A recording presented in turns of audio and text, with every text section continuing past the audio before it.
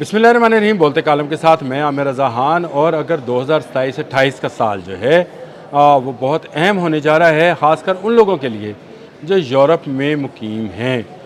मैं डरा नहीं रहा, नज़र ऐसे आता है कि यूरोप पर एटमी हमला हो सकता है। बड़ी ख़बर है, बड़ी बात है जो मुंह से निकल रही है। अल्लाह ना करे कि ये बात सच हो। लेकिन मैंने जिस तरह से पहले भी एक व्लॉग में जब अदील साहब मेरे साथ थे तो मैंने ये बात कही थी कि यूक्रेन का ज़ेलेंस्की यहूदी है, यूरोप को घेर रहा है और यूरोप को एक बड़ी एटमी जंग में धकेल देगा। और ये इसी मकसद के लिए यूक्रेन का वज़ीर आज़म बनाया गया है, वज़ीर आज़म सदर जो भी है सरबराह बनाया गया है ताकि रूस के साथ की जंग करे, यूरोप इसको बचाने के लिए आए और उसके नतीजे में एक एटमी जंग छिड़ जाए। ये इज़राइल का एजेंडा है। अदील साहब भी हैरान हुए थे कि ये इज़राइल का कैसे एजेंडा है, तो मैंने उनको ऑफ कैमरा में ये बताया कि अदील साहब, इज़राइल ये चाहता है कि उसको तमाम यूरोपियन कंपनीज जो हैं वो अपना कारोबार शिफ्ट करें इज़राइल की तरफ, यानी इज़राइल एक महफूज कारोबारी जन्नत बने, यहाँ पर तमाम यूरोपियन कंपनी जाएं। ये इसी सूरत में मुमकिन है जब यूरोप तबाह कर दिया जाए। और आहिस्ता आहिस्ता आपको नज़र आना शुरू हो रहा है। अगर आप आज की ही इंटरनेशनल मॉनिटरिंग फ़ंड की रिपोर्ट को देखें तो उसने फ़्रांस को वार्न किया है कि उसके माली मामलात ख़राब हो रहे हैं। इन तमाम मुल्कों में जो मुल्क सबसे पहले गिरेगा फ़्रांस होगा। और फ़्रांस क्यों गिरेगा, सवाल ये भी है। मैं आता हूँ रूस की और यूरोप की जंग की तरफ, एटमी जंग की तरफ, लेकिन बात से बात निकलती है तो बात करना पड़ती है। भाई, फ़्रांस क्यों गिरेगा? आपको याद है फ्रांसीसी सदर मैक्रॉन ने दौरा किया था इज़राइल का और उसने बैतुल मुक़द्दस को अपना कहा था। कैथोलिक्स नहीं मानते हैं वो बात जो कि अमेरिकन क्रिश्चियंस मानते हैं कि यहूदियों को माफ़ कर दिया गया है, जो कि ज़ायनिस्ट हैं। ज़ायनिस्ट और कैथोलिक्स का आपस में यही बैर है। कैथोलिक्स जानते हैं कि मुबैना तौर पर जिसको वो समझते हैं कि वो हज़रत ईसा थे, हालांकि कुरान इसकी नफ़ी करता है कि ना हज़रत ईसा को फांसी दिया गया, ना उनको सलीब दी गई, यानी ना उनको कत्ल किया गया। इस सूरत में जो है किसी और को दिया गया था। लेकिन चले, इनकी उस नुक्ता नज़र से मैं बात ही कर लेते हैं। तो यहूदी उनके कातल थे जिसको मसलूब किया गया, जिसको सलीब दिया गया, जिसको तकलीफ़ दे मौत का शिकार किया गया, वो यहूदी थे। लेकिन ज़ायनिस्ट ने यहूदियों के साथ सुलह कर ली। फ़्रांस इसके सामने खड़ा है और फ़्रांस को गिराना इसलिए ज़रूरी है। आपको पता है कि टेरी मेरी सलीब वाला बंदा जिसको हिटलर कहते हैं, उसने भी यहूदियों के ख़िलाफ़ ही जंग शुरू की थी और वो यहूदियों को इस दुनिया का सबसे ख़तरनाक नापाक कीड़ा कहता था। इसीलिए वो इसे तल्फ़ करना चाहता था। वो कहता था जब तक ये हैं तब तक जो है ये मालियाती सिस्टम जो है इनके कब्ज़े में रहेगा। और इनके कब्ज़े में होने का मतलब है कि इनके पंजे के अंदर बंद रहेंगे। इल्हाम इक़बाल ने भी कहा था कि ये जो मगरिब है ये पंजा यहूद में है। पंजा यहूद क्या था? मालियात का पंजा था।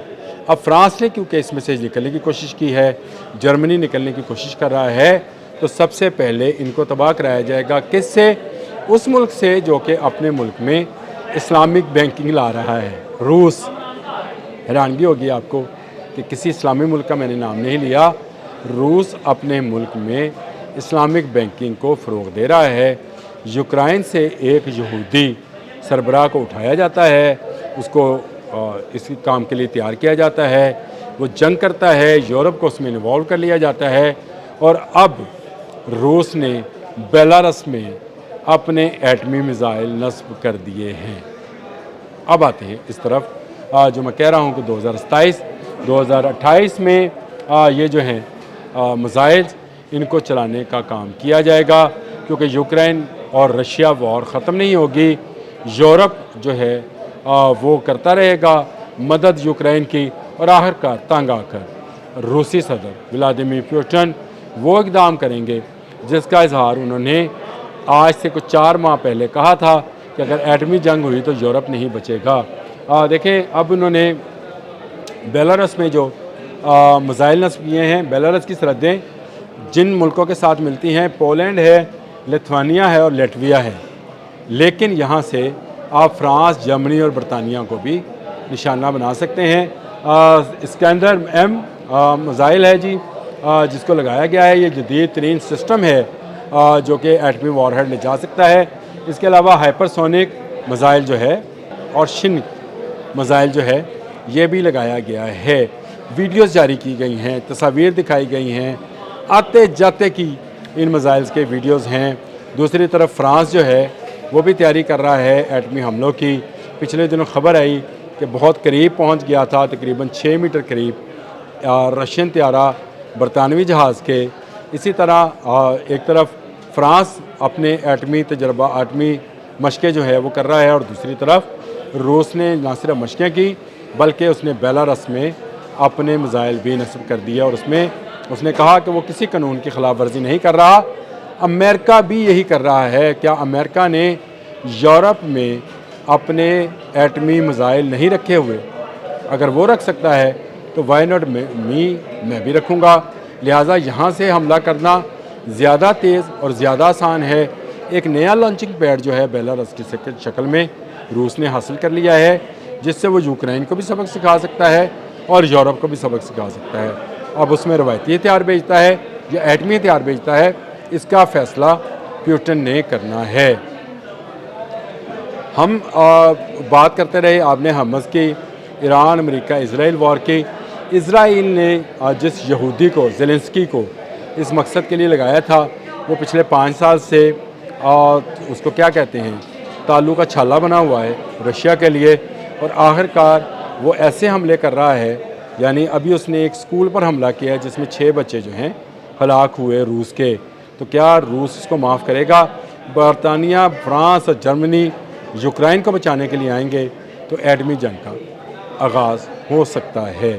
اللہ نہ کرے یہ جنگ کا آغاز ہو، لیکن جو نظر آتا ہے کہ 27-28 تک ان ممالک کا جو کہ اسرائیل کے خلاف ہیں، رشیا بھی خلاف ہے، فرانس بھی خلاف ہے، ان دونوں کو آپس میں لڑوایا جائے گا، یورپ اس میں انوالو ہو جائے گا، اور یوں ایک بڑی جنگ ہوگی۔ جیتے گا رشیا، ابھی بتا رہا ہوں، کوئی پریڈکشن نہیں ہے، صرف اسلحے کے اور طاقت کے حساب سے بتا رہا ہوں کہ یورپ چھوٹے چھوٹے ملکوں میں تقسیم ہے، یہ نہیں جیتے گا۔ یوکرائن کا خاتمہ ہو جائے گا اور دوسری طرف یورپ کا خاتمہ ہوگا۔ کمپنیز اس سے پہلے اٹھ کر اسرائیل میں یا امریکہ میں چلی جائیں گی۔ جو گیم پلان ہے وہ اسرائیل کا ہے، لیکن امریکہ میں بھی جا سکتی ہیں، مڈل ایسٹ میں بھی آ سکتی ہیں، لیکن اس سے پہلے اگر ایران نے مڈل ایسٹ میں مزید تباہی مچا دی تو پھر کیا ہوگا؟ یہ پھر آنے والا سینیریو جو ہے اس چیز کو بتائے گا۔ یورپ البتہ محفوظ نہیں رہے گا۔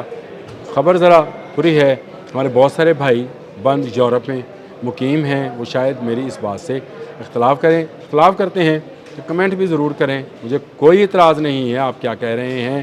میں آپ کو وہ بتا رہا ہوں جو مجھے سامنے نظر آتا ہے کہ بیلاروس میں ایٹمی میزائل کیوں لگائے جا رہے ہیں۔ فصل کاٹنے کے لیے لگائے جا رہے ہیں یا انسانی سروں کے مینار بنانے کے لیے لگائے جا رہے ہیں؟ ایٹمی جنگیں ہونی ہیں، ملحمۃ العظمیٰ، ملحمۃ الکبریٰ ہونی ہے۔ اس سے پہلے بہت بڑی تہذیبیں جو ہیں ان کا خاتمہ ہونا ہے۔ آخر تک جو ہے مسلم اور یہود آپس میں لڑتے رہیں گے، اس سے پہلے عیسائیوں کا تلا کما ہونا ہے، ان کو کسی ایک بلاک میں جانا ہے۔ اس کی تیاری کی جا رہی ہے۔ اگر آپ کو کچھ میری بات اچھی لگتی ہے تب بھی کمنٹ کیجئے، اختلاف ہے تب بھی کمنٹ کیجئے، مجھے کچھ نہیں ہے، مجھے آپ کی کمنٹ سے ہی رہنمائی ملتی ہے۔ اگر مزید رہنمائی ملے گی میں مزید ولاگ کروں گا، اس پر مزید ڈیٹیلز بھی آپ کو بتاؤں گا۔ میں نے جو ابھی آپ سے فرانس والی بات کی ہے اس کی ڈیٹیل بھی بتاؤں گا۔ میں آپ کو یہ بھی بتاؤں گا کہ جو اسلامک بینکنگ میں روس جو ہے کیوں جا رہا ہے، کیوں اس نے یہودی بینکنگ سسٹمز کے انکار کیا ہے۔ وہ کوئی اسلامی ملک نہیں ہے، لیکن اسلامک بینکنگ کیوں رائج کر رہا ہے، 2500 مساجد کھولنے کا اعلان کیوں کیا ہے ولادیمیر پوٹن نے۔ سوچئے آنے والے وقت میں کیا ہونے والا ہے، کیا نہیں، وقت تو بتاتا ہی ہے۔ ہم تو صرف آپ کو اندازے سے بتا سکتے ہیں. بتا دیا کہ 2027-28 جو ہے یورپ کے لیے مشکل سال ہو سکتا ہے. اب تک کے لیے اتنا ہی. اللہ حافظ.